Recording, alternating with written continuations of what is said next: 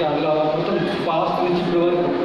So మేడంకి వచ్చాను పొద్దున, వచ్చి ఇలా తొందర ఎందుకు వచ్చి నేను 9:30కి వచ్చాను ఇక్కడ. వచ్చి తొందర ఎందుకు వచ్చానంటే కొంచెం ప్రార్థన చేయాలి. వచ్చిన తర్వాత నాకు సమాధానం దొరకలేదు. ఎప్పుడైనా దేవుడు ఖచ్చితంగా నాకు సమాధానం ఇస్తాడు, ఏ విషయమైనా. రాగానే అందరూ బిజీగా ఉన్నారు. వచ్చిన తర్వాత స్టార్ట్ చేశారు మన పాస్టర్ గారు. నాకు సమాధానం ఏంటంటే తప్పులు చేసిన దానికి ఎట్లా దేవుడు కడుగుతాను దాని ఆ సమాధానం.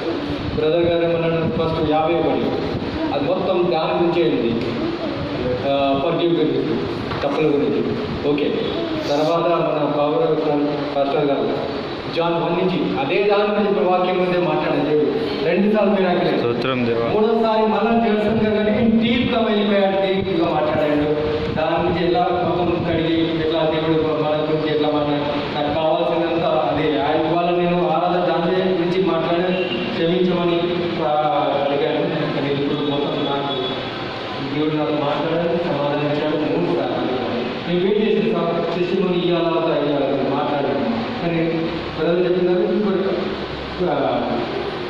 మెసేజ్ సర్వీస్ చేసి ముందు చెప్పే ముందు ఆపుదామన్నారు. చూద్దాం జరిగి అదే మాట్లాడండి.